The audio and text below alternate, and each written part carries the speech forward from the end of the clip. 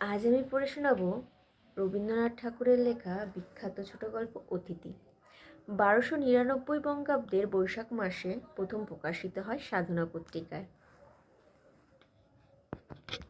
গল্পের প্রধান চরিত্র তারাপদ। তাহলে শুরু করা যাক।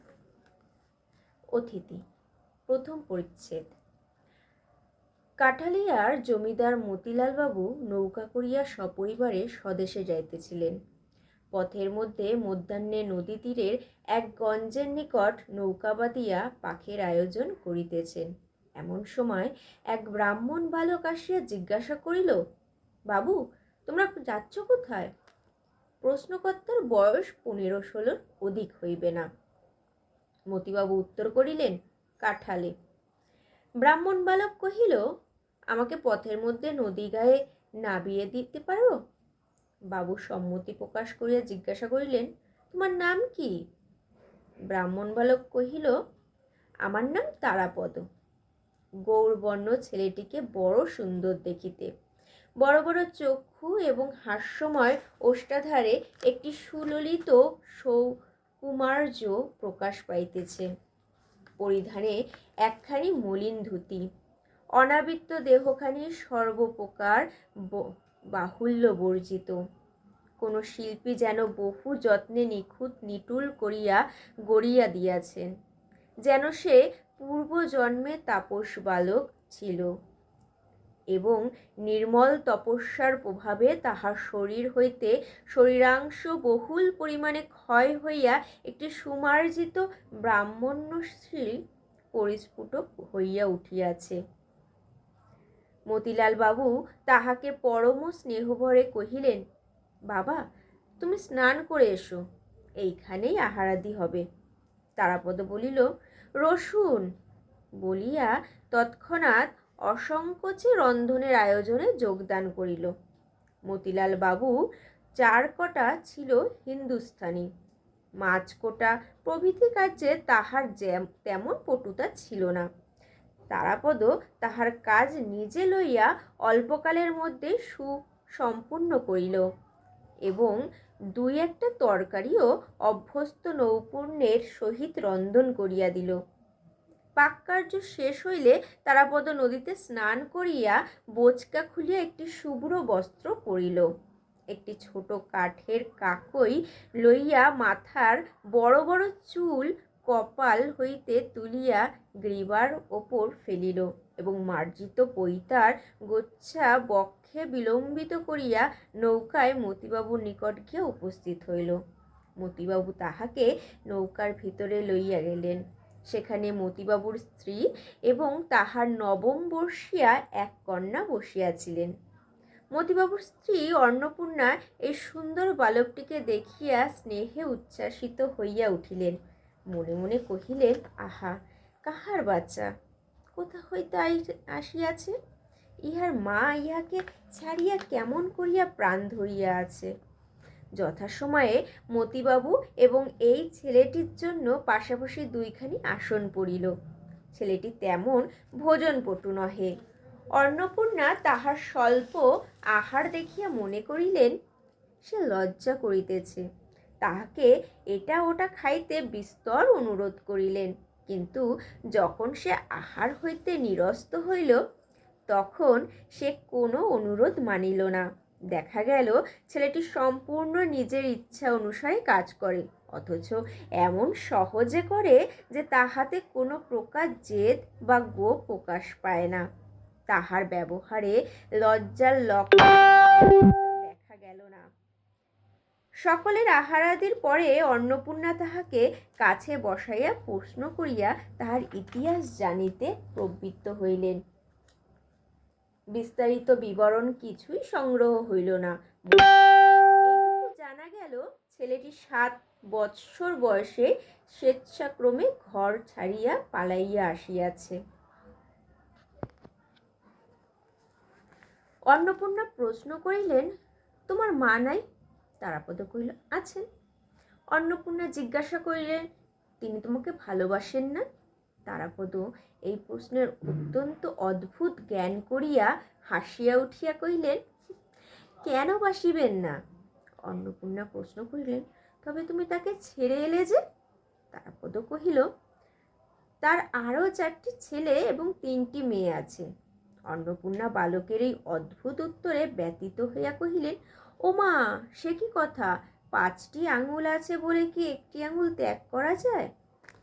তারাপদর বয়স অল্প, তাহার ইতিহাসও সেই পরিমাণে সংক্ষিপ্ত, কিন্তু ছেলেটি সম্পূর্ণ নূতনতর। সে তাহার পিতামাতার 4র্থ পুত্র, শৈশবেই পিতৃহীন নয়। বহু সন্তানের ঘরেও তারাপদ সকলের অত্যন্ত আদরের ছিল। মা, ভাই, বোন এবং পাড়ার সকলেরই নিকট হইতে সে অজস্র স্নেহ লাভ করিত। এমনকি গুরুমশাইও তাহাকে মারিত না, মারিলেও বালকের আত্মীয় পর সকলেই তাহাতে বেদনা বোধ করিত। এমন অবস্থায় তাহার গৃহত্যাগ করিবার কোনোই কারণ ছিল না। যে উপেক্ষিত রোগা ছেলেটা সর্বদাই চুরি করা গাছের ফল এবং গৃহস্থ লোকেদের নিকট তাহার চতুর্গুণ প্রতিফল খাইয়া বেড়ায়, সেও তাহার পরিচিত গ্রামসীমার মধ্যে তাহার নির্যাতনকারিণী মার নিকট পড়িয়া রহিল। আর সমস্ত গ্রামের এই আদরের ছেলে একটা বিদেশে যাত্রার দলের সহিত মিলিয়া অকাতর চিত্তে গ্রাম ছাড়িয়া পলায়ন করিল। সকলে খোঁজ করিয়া তাহাকে গ্রামে ফিরাইয়া আনিল। তাহার মা তাহাকে বক্ষে চাপিয়া ধরিয়া অশ্রুজলে আর্দ্র করিয়া দিল। তাহার বোনরা কাঁদিতে লাগিল। তাহার বড় ভাই পুরুষ অভিভাবকের কঠিন কর্তব্য পালন উপলক্ষে তাকে মৃদু রকম শাসন করিবার চেষ্টা করিয়া অবশেষে অনুতপ্ত চিত্তে বিস্তর প্রশ্রয় এবং পুরস্কার দিল। পাড়ার মেয়েরা তাহাকে ঘরে ঘরে ডাকিয়া প্রচুরতর আদর এবং বহুতর প্রলোভনে বাধ্য করিতে চেষ্টা করিল, কিন্তু বন্ধন, এমনকি স্নেহবন্ধনও তাহার সহিল না। তাহার জন্ম নক্ষত্র তাহাকে গৃহহীন করিয়া দিয়াছে। সে যখনই দেখিত নদী দিয়া বিদেশি নৌকা গুণ টানিয়া চলিয়াছে, গ্রামের বৃহৎ অশ্বত্থ গাছের তলে কোনো দূরদেশ হইতে এক সন্ন্যাসী আসিয়া আশ্রয় লইয়াছে, অথবা বেদেরা নদীর তীরের পতিত মাঠে ছোট ছোট চটাই পাতিয়া বাখারি ঝুলিয়া চাঙ্গারি নির্মাণ করিতে বসিয়াছে, তখন অজ্ঞাত বহির্পৃথিবীর স্নেহহীন স্বাধীনতার জন্য তাহার চিত্ত অশান্ত হইয়া উঠিল। উপরি উপরি 2-3 বার পলায়নের পর তাহার আত্মীয়বর্গ এবং গ্রামের লোক তাহার আশা পরিত্যাগ করিল। প্রথম সে একটা যাত্রার দলের সঙ্গ লইয়াছিল। অধিকারী যখন তাহাকে পুত্র নির্বিশেষে স্নেহ করিতে লাগিল এবং দলস্থ ছোট বড় সকলেরই যখন সে প্রিয়পাত্র হইয়া উঠিল, এমনকি যে বাড়িতে যাত্রা হইত সে বাড়ির অধ্যক্ষগণ, বিশেষত পুরো মহিলাবর্গ যখন বিশেষ রূপে তাহাকে আহ্বান করিয়া সমাদর করিতে লাগিল, তখন একদিন সে কাহাকেও কিছু না বলিয়া কোথায় নিরুদ্দেশ হইয়া গেল, তাহার আর সন্ধান পাওয়া গেল না।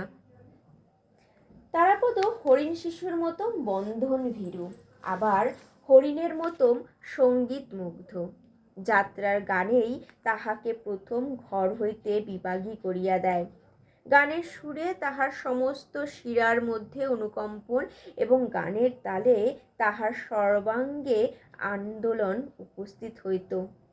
যখন সে নিতান্ত শিশু ছিল, তখনও সঙ্গীত সভায় সে যেরূপ সংযত গম্ভীর বয়স্কভাবে আত্মবিস্তৃত হইয়া বসিয়া বসিয়া দুলিত, দেখিয়া প্রবীণ লোকের হাস্য সম্ভারণ করা দুঃসাধ্য হইত।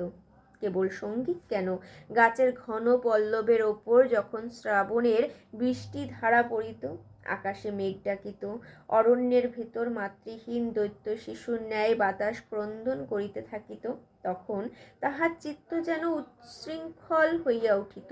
নিস্তব্ধ দ্বীপ্রহরে বহুদূর আকাশ হইতে চিলের ডাক, বর্ষার সন্ধ্যায় ঢেকের কলরব, গভীর রাত্রে শৃগালের চিৎকার ধ্বনি সকলেই তাহাকে উতলা করিত। এই সঙ্গীতের মোহে আকৃষ্ট হইয়া সে অনাধি বিলম্বে এক পাঁচালীর দলের মধ্যে গিয়া প্রবিষ্ট হইল। দলাধ্যক্ষ তাহাকে পরম যত্নে গান শিখাইতে এবং পাঁচালী মুখস্থ করাইতে প্রবৃত্ত হইল এবং তাহাকে আপন বক্ষ পিঞ্জরের পাখির মতন প্রিয় জ্ঞান করিয়া স্নেহ করিতে লাগিল। পাখি কিছু কিছু গান শিখিল এবং একদিন প্রত্যুষে উড়িয়া চলিয়া গেল। শেষবারে সে এক জিমন্যাস্টিকের দলে জুটিয়াছিল। জ্যৈষ্ঠ মাসের শেষ ভাগ হইতে আষাঢ় মাসের অবসান পর্যন্ত এ অঞ্চলে স্থানে স্থানে পর্যায়ক্রমে বারোয়ারির মেলা হইয়া থাকে। তদুপলক্ষে ২-৩ দল যাত্রা, পাঁচালী, কবি, নর্তকী এবং নানাবিধ দোকান, নৌকা যুগে ছোট ছোট নদী উপনদী দিয়া এক মেলা অন্তে অন্য মেলায় ঘুরিয়া বেড়ায়। গত বৎসর হইতে কলিকাতার এক ক্ষুদ্র জিমন্যাস্টিকের দল এই পর্যটনশীল মেলার আমোদচক্রের মধ্যে যোগ দিয়াছিল।